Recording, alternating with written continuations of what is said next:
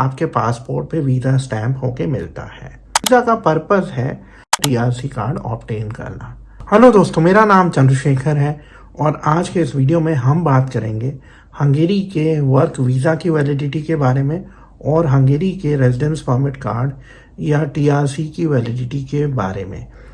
तो देखिए, होता क्या है कि जब आप हंगेरी का वर्क वीज़ा अप्लाई करते हैं अपनी कंट्री से, चाहे वो इंडिया में हो, पाकिस्तान में हो, दुबई में हो, कतर में हो, कुवैत में हो या बांग्लादेश में हो, तो आपको सबसे पहले आपके पासपोर्ट पे वीज़ा स्टैम्प होके मिलता है जिस पे लिखा होता है डी वीज़ा। और ये जो वीज़ा होता है इसका पर्पस है कि आप इस वीज़ा पे हंगेरी ट्रैवल करें और वहाँ पे जाके अपना रेजिडेंस परमिट कार्ड ऑब्टेन करें अप्लाई करके। अब ये जो डी वीज़ा होता है इसकी वैलिडिटी कितनी होती है? देखिए, ये जो डी वीज़ा होता है इसकी वैलिडिटी होती है 3 मंथ्स। इनफैक्ट 2023 दिसंबर 31 तक जो वीज़ा मिल रहा था उसकी वैलिडिटी 1 साल होती थी, लेकिन अब जो वीज़ा मिलता है इसकी वैलिडिटी होती है 3 मंथ्स और उस पर लिखा होता है 30 डेज। सिंगल एंट्री वीज़ा होता है ये। तो इसमें आपको क्या करना होता है, आप इस वीज़ा पे हंगेरी ट्रैवल करते हैं और इस वीज़ा का पर्पस है हंगेरी आके रेजिडेंस परमिट कार्ड ऑब्टेन करना या टीआरसी कार्ड ऑब्टेन करना।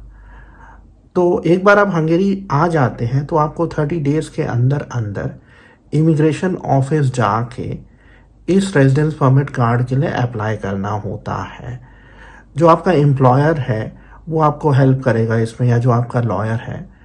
अब आप क्या करते हैं, जिस दिन आपका अपॉइंटमेंट होता है आप इमिग्रेशन ऑफिस जाते हैं और वहाँ पे जो आपके डॉक्यूमेंट्स हैं, जैसे पासपोर्ट लेके आपको जाना है, आपका वर्क कॉन्ट्रैक्ट है, एकोमोडेशन प्रूफ है, यानी आप कहाँ पे रहेंगे, वो आपको सबमिट कर देना है और उसके कुछ दिनों के अंदर आपको आपका रेजिडेंस परमिट कार्ड मिल जाएगा। कुछ केसेस में ये भी हो सकता है कि जब आप इमिग्रेशन ऑफिस जाएं तो आपका रेजिडेंस परमिट कार्ड तैयार हुआ पड़ा हो और आपको वो मिल जाए। कुछ केसेस में, पर ऐसा बहुत कम केसेस में होता है कि ऑलरेडी आपका जो कार्ड है वो आपकी कंपनी में या आपके एम्प्लॉयर के पास या लॉयर के पास आ चुका हो। अब ये जो रेजिडेंस परमिट कार्ड होता है इसकी वैलिडिटी होती है आमतौर पे एम्प्लॉयमेंट के लिए 2 इयर्स। अगर आप residence permit for the purpose of employment apply कर रहे हैं तो ये 2 साल वैलिडिटी होती है और इस कार्ड के बेसिस पे आप यूरोप की शेंगन जोन कंट्रीज़ में ट्रैवल कर सकते हैं, काम नहीं कर सकते हैं। आप हंगरी से बाहर मैक्सिमम 90 डेज रह सकते हैं, आप इंडिया वापस आ सकते हैं, लेकिन मैं फिर वहाँ से बता देता हूँ, आप किसी और शेंगन जोन कंट्री में काम नहीं कर सकते हैं। दूसरी चीज़, ये जो टीआरसी कार्ड होता है या रेजिडेंस परमिट कार्ड होता है ये आप किसी और कंट्री के रेजिडेंस परमिट कार्ड में कन्वर्ट नहीं कर सकते। हाँ, आप किसी और कंट्री का रेजिडेंस परमिट कार्ड अप्लाई कर सकते हैं, नया कार्ड। फॉर एग्जांपल, मैं आपको एक छोटा सा एग्जांपल दे देता हूँ। सपोज़ करिए कि आप हंगेरी में काम कर रहे हैं और इस दौरान आपको पोलैंड में जॉब मिल जाती है, तो आप क्या कर सकते हैं, पोलैंड ट्रैवल कर सकते हैं और पोलैंड में जो लोकल इमिग्रेशन ऑफिस होगा वहाँ पे जाके जो आपके एम्प्लॉयमेंट के डॉक्यूमेंट्स हैं पोलैंड में, उसके बेसिस पे पोलैंड का टीआरसी कार्ड अप्लाई कर सकते हैं काम करने के लिए, मतलब पोलैंड में। लेकिन ये ज़रूरी है जब आप ऐसा करें तो जो आपका हंगेरी का रेजिडेंस परमिट कार्ड है वो वैलिड हो।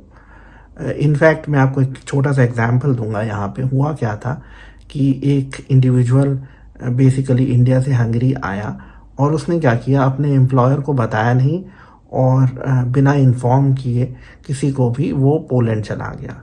और जब उसने पोलैंड में जॉब उसको मिल गई और जब वो बेसिकली वहाँ का टीआरसी या वीज़ा लेने की कोशिश कर रहा था पोलैंड का, तो उन्होंने देखा कि उसका रेजिडेंस परमिट कार्ड जो हंगेरी का है वो कैंसिल हो चुका है।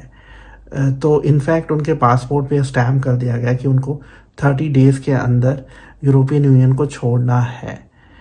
तो ये थोड़ा सा आपको ध्यान रखना है। मुझे उम्मीद है कि ये वीडियो आपको पसंद आया होगा। अगर आपके कोई और सवाल है हंगेरी के वर्क वीज़ा की वैलिडिटी के बारे में, हंगेरी के टीआरसी की वैलिडिटी के बारे में, तो आप मुझसे पूछ सकते हैं। कमेंट जरूर करना आपको ये वीडियो कैसा लगा। Thank you very much, bye.